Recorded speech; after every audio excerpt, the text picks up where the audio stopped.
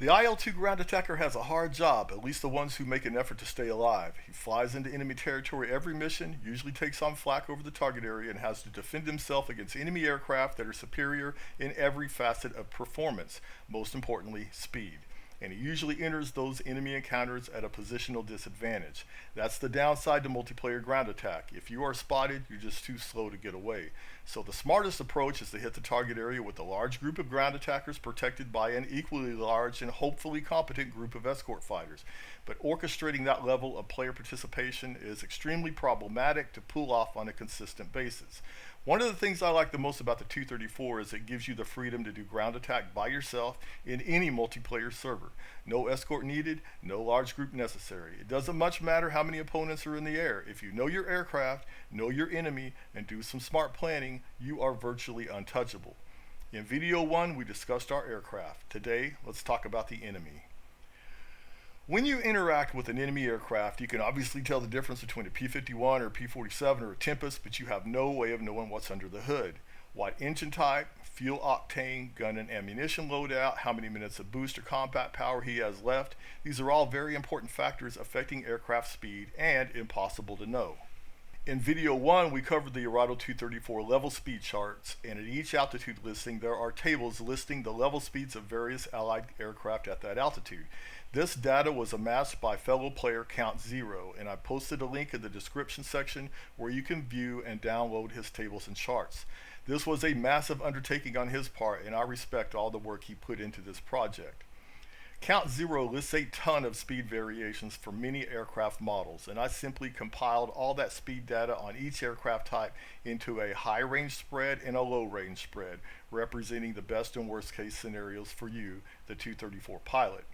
My response to an enemy fighter always assumes worst case, at least initially, and to that end, in the downloadable PDF we discussed in video 1, there are also top speed comparison charts juxtaposing the 234 against Allied aircraft, organized by outside air temperature at sea level and altitude.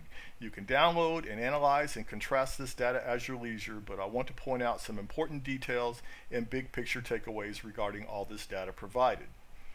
CountZero did his testing on a fall map. I don't know the exact outside air temperature he used, but I'm assuming it was very close to the 15-degree outside air temperature I used for my tests.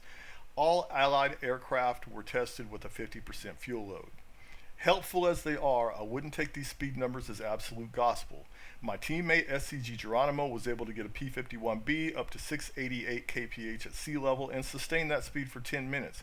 There are a handful of players out there in multiplayer who are really good, know their aircraft inside and out, and know how to squeeze out maximum performance. I do, however, believe these speeds are representative of what you'll encounter against the majority of players flying these aircraft.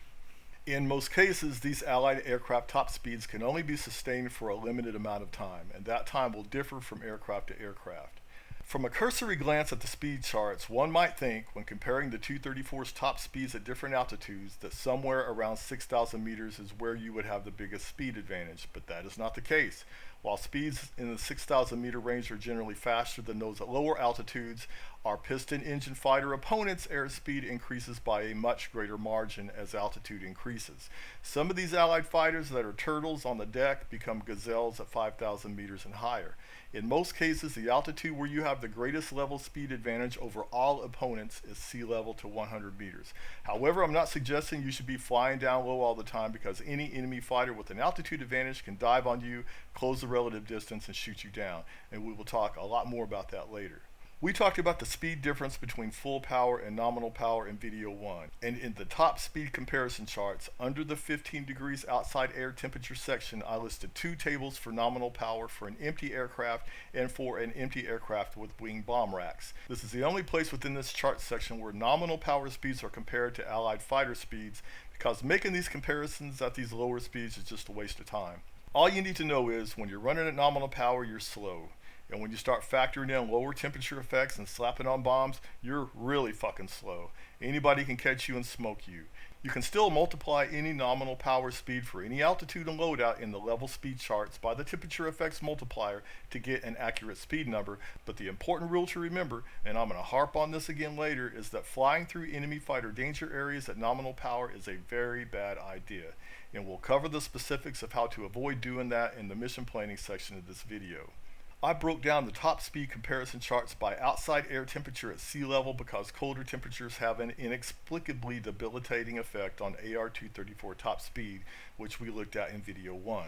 But it was important to do some direct comparison testing between the 234 and the fastest Allied fighters, and what I was specifically interested in was how a 234 on egress with no bombs and a remaining fuel load somewhere between 700 and 1200 liters would do against potential pursuers. My friend SCG Coolwhip was gracious enough to help me out by flying these 5 Allied aircraft types, carrying 50% fuel, and with the loadout options that would maximize each aircraft's top speed. The 234 carried a bomb sight and a drogue chute and 1,000 liters of fuel. We did these tests at 0 winds, 15 degrees outside air temperature, and later switched to minus 20 for a few tests. We tested side-by-side full power level flight at different altitudes, dives at different altitudes, and finally gave the Allied fighters an altitude advantage to see what they could do with it. What we found was that when starting at equal energy states, the 234 accelerated away from all the Allied fighters at a fairly quick rate. In dives from any altitude, the 234 also pulled away, but nowhere near as fast as I expected. CountZero listed dive speed limits for these Allied aircraft way beyond what's listed in the specs, and I can confirm those numbers are pretty much on the money. All of these Allied fighters can hit at least 900 kph in a dive. We then gave the Allied fighters a 2,000 meter altitude advantage and had them dive from 4K on a 234 in level flight at 2K. And it was no surprise to see that any enemy fighter with a sufficient altitude advantage can close on a 234 flying level at a lower altitude. So then we repeated these tests, but this time we had the 234 go into a dive to ground level as soon as I spotted the pursuing fighter in the BZA scope facing to the rear. In each test, I saw the fighter appear in the scope at a distance of about 1.8 to 2.2 kilometers away. In each test, the 234's defensive dive from 2K to the deck gained enough speed to neutralize the pursuer's altitude advantage. They continued to close the distance during the dive, but at a progressively slower rate. And once on the deck, the 234 was able to start separating at a faster rate. I thought things might turn out differently at temperatures below 0, so I changed the temperature to minus 20 degrees and ran the same test again against the P-51B, the fastest fighter of the bunch. And while the P-51B did perform better, as evidenced by the fact that on every test the speed separation was not as rapid as it was at 15 degrees, but even at these low temperatures, the 234 was still able to pull away. Now, before we start drawing conclusions, I want to show you a couple of multiplayer footage examples showing the 234 versus P-51s with an energy advantage. Here in clip number 1, I did a BZA run on this target in combat box far behind enemy lines, which is a very bad idea as we'll discuss later, but there were only 7 or 8 enemy players on, and I was being lazy and I thought I could get away with it without being spotted if I stayed on the deck during egress. Well, I was wrong. As I was crossing friendly lines, this P-51 comes from the opposite direction with a 3K altitude advantage, spots me, then does a split S to get on my 6,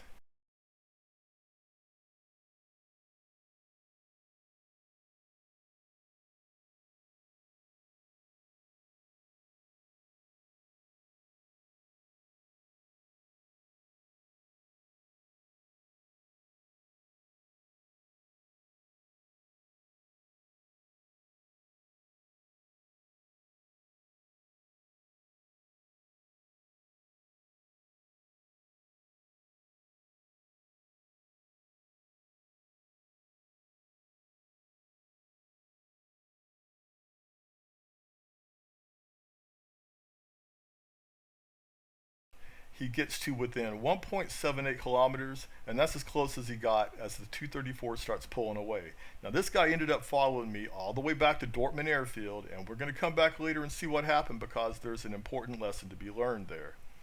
In clip number 2, a good buddy of mine did an experiment just for the hell of it in Combat Box, and he was kind enough to send me the mission track where he dropped 2 SC-500s on a depot and then did a glide bomb attack on an airfield spawn area with an attack dive direction almost 90 degrees off the wind line, so the BZA Pipper was useless and he just improvised his aim.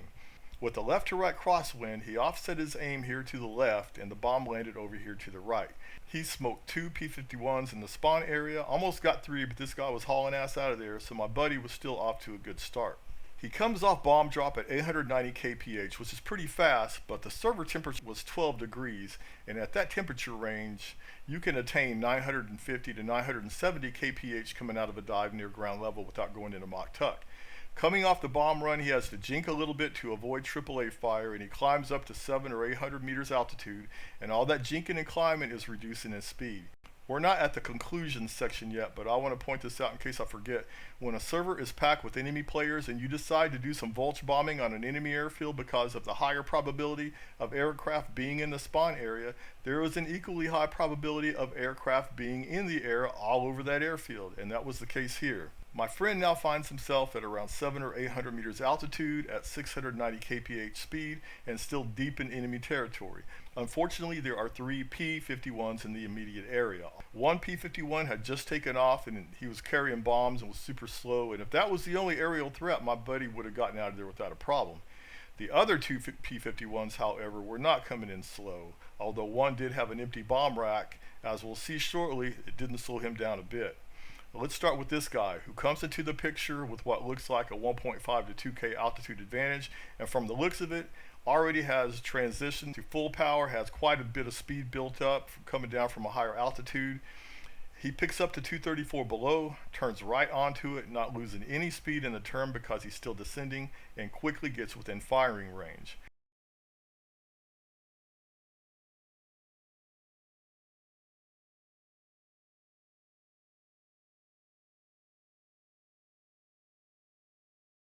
My buddy sees the tracers go past the cockpit and uses what little altitude he has to dive to the deck, and he did get up to 790 kph, but it was too late. This P-51 had so much speed, he actually pulls above the 234 to bleed some of it off and not overshoot. Now let's look at this other guy, and he's actually a well-known player, and for some reason his aircraft never has an icon on any footage I have of him, but he starts out at the high 10 o'clock of the 234, about the same height as the other P-51, but definitely at a lower speed. He went to combat power when he saw the flak tracers, makes a descending left turn onto the 234-6, and I believe he would have eventually caught him even if the other guy didn't show up.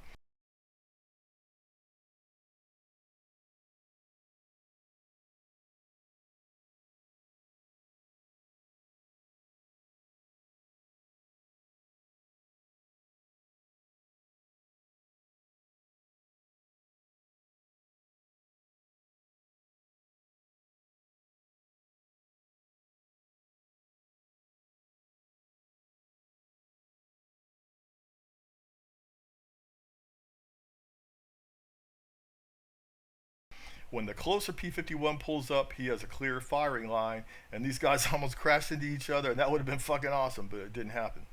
So my friend is taking hits that cause additional drag, gets one engine fire, later a second engine fire, and it's game over for that 234. So what conclusions can we draw from this testing and online footage? Well, quite a few. First and foremost, at equal energy starting states, an Arado 234 not carrying bombs will out-accelerate any Allied fighter, the possible exceptions to that being cases of extremely low outside air temperatures and or altitudes above 7,000 meters. And to be honest, those tests with Cool Whip led me to understand the 234 actually performs a little better against those Allied fighters than what those chart numbers would indicate. In most cases, an Allied fighter encountering a 234 flying without bombs and running at full power must possess some degree of energy advantage to successfully close from a 6 o'clock position. Any Allied fighter can catch a 234 if they have a sufficient energy advantage. How much energy advantage is required is predicated on the 234's current speed, the type of fighter, the fighter's current speed, the fighter's altitude relative to the 234, and the fighter's distance to the 234. So how is it that this guy couldn't catch me, but these guys caught my friend? Well, I can't say for sure without looking at their respective cockpit footage, but my best guess is these guys were at a higher energy state at the beginning of the encounter compared to this guy. And knowing that these guys have been a fixture in IL-2 multiplayer for several years, particularly this guy, and they pretty much fly Allied aircraft exclusively, especially the P-51, they probably knew better than this guy how to get the most speed out of their aircraft. The 234 can neutralize an approaching fighter's energy advantage by going into a dive. However, there must be sufficient altitude available to get to the speed necessary to neutralize the opposing fighter's energy advantage. Your best bet is to dive all the way to the ground and take that chase to the deck, where you will definitely have a level speed advantage over any opponent. The more altitude there is between you and the deck, the faster you can dive. But let's go back to the portion of the comparative test where the enemy fighter had a 2K altitude advantage. I was spotting them from 1.8 to 2.2 kilometers away and diving to the deck a second or two later. They still continued to close that distance to varying degrees before their energy advantage was negated by the 234 speed. But let's imagine for a second I didn't spot them until they were at a distance of, say, 800 meters to 1.2 kilometers. If we shave 1 kilometer off those closing distances, we can see in most cases they would have been in firing range, and bullet or cannon holes increase drag on your airframe, slowing you down. If you lose an engine, an aileron, or an elevator, it's pretty much game over. So I imagine some of you are thinking that adding mirrors would be one way to detect a 6 faster instead of relying solely on the BZA scope. Maybe. Personally, I don't think it's worth the speed loss as we discussed in video 1. I think a better idea is just not put yourself in a position where there's a chance of running into an enemy fighter with a significant energy advantage when you're on egress. More on that when we get to mission planning. When you dive, you need to get as close to Mach tuck range as possible without actually going into Mach tuck. You will recall I posted these Mach tuck speed numbers by altitude in video 1, and you need to be aware of the outside air temperature at sea level for the current mission, because the Mach tuck range will fluctuate with altitude and outside air temperature, and you need to know how fast the speed you can get to before risking Mach tuck. At the beginning of the dive, you should go steep, and I mean really steep, to build up speed as quickly as possible, and you need to keep an eye on the airspeed indicator needle to determine how quickly you are approaching the Mach tuck limit. Because as you are approaching that speed, you need to bring the nose up and transition to a shallower dive angle without losing speed. If you ride the periphery of Mach tuck with a shallow nose angle, it's a lot easier to not go into Mach tuck. And as I said in video 1, if you inadvertently hit Mach tuck, you can get out of it much more quickly and easily if you entered it at a shallow nose angle. And there are some good reasons you need to straddle that Mach tuck barrier. First, you can outdive any opponent, but these Allied fighters are definitely no slouches in the dive, but they do have limits, and your limit is higher. Any closure they get on you in the dive is due to the energy advantage they had prior to the dive.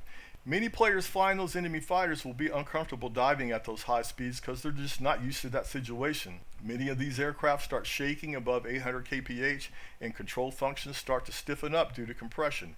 And the less experienced players will often break off the chase because they don't know their aircraft as well as you know yours. If your pursuer is within firing range during the dive to the deck, you need to be doing evasive maneuvers while diving. The 234 is very maneuverable at high speeds, more maneuverable than the aircraft chasing you at those speeds, and if you're carrying bombs, I suggest dumping those bombs during the dive. Hanging on to them is just going to slow you down, and if you think you're going to get a bomb kill once you get to the deck, well, you might, you probably won't, but you will definitely be slowing down at the very time you need to get away. I went offline and tried to get a drogue shoot kill on an AI fighter on my 6, but it just goes straight through them. And once you get to the deck, provided you still have 2 working engines and your aircraft isn't shredded with bullet holes, you will pull away, and that separation will increase exponentially as the seconds pass. On the deck, you will pull away quickly from a P-47 and a Spit-14, a little less quickly from a Tempest, and a little less slower than that from a P-51D, and the P-51B is the least slow of the bunch on the deck, but you will pull away from all of them. So remember, the 234 is like an MMA fighter with a black belt in jiu-jitsu and 0 boxing skills. The only way he can win is to take his opponent to the ground. When you have a 6, dive and take him to the ground. That's your only defense. And never climb. Like I said previously, the only variable you can control is your aircraft's speed, and there are 2 things you can do to maximize it, and I'm going to repeat this first one over and over throughout this entire video series. Always run at full power when you are in enemy fighter danger zones. The second is make sure your aircraft trim is optimized. I'm going to tell you two easy to remember trim numbers. When diving, put your trim at 100. The stick gets a little spongy and you should practice with it a little offline to get a feel for decreasing your dive angle prior to hitting Mach tuck speed, but it will maximize your dive speed. The trim for full power level flight on the deck is 96. However, when you're coming out of a high-speed dive down to the deck, once you get to the deck and level out, don't immediately adjust trim down from 100 to 96. Wait until you're nearing your maximum level speed for 100 meters altitude at the current outside air temperature. Keeping the trim at 100 initially will help retain some of that energy and speed through the transition from the dive to level flight. But the best way to keep a fighter off your six is to come up with a mission plan that minimizes their chances of ever even getting on your six. I wanted to do the mission planning section in this video, but we're already at the 20-minute mark, so we will lay that all out in video 2B. Thanks for watching. This is HVB. Peace out.